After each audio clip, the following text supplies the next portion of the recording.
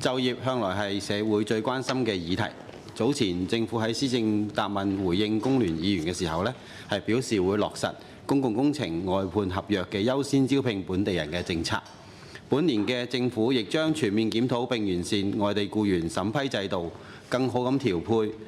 外地僱員嘅數量，寫入施政重點當中。現時政府正推行嘅綜合職業培訓平台仍然喺初始階段，培訓體系仍然存在資源分散、課程重疊同埋行業需求未能接軌等問題。政府如何進一步整合培訓資源，例如喺培訓設施、師資、數據系統以及資助同埋激勵政策上面作出完善，從而構建更清晰嘅職業培訓方向，讓職業培訓真正成為市民嘅增值同埋晉升嘅有效途徑呢？通過再培訓，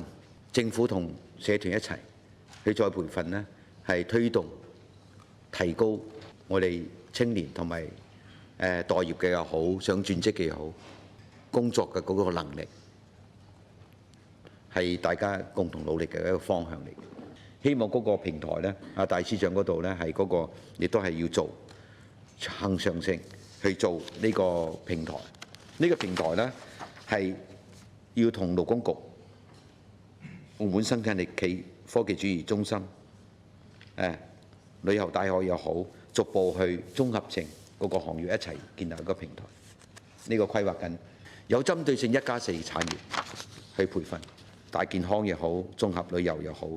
科技、現代金融。有啲培訓兩種，一個係通過專門嘅培訓機構培訓，一個係即係正式轉為建立勞動關係之前嘅培訓，即係鼓勵啲機構先請咗佢入嚟培訓，然後咧變為合適嘅話，變為長工，我哋叫做。所以咧，從呢個方面嚟考慮嚟去同我哋以本地勞動人口為主，輸入外勞為輔，相結合，一齊去規範同埋發展。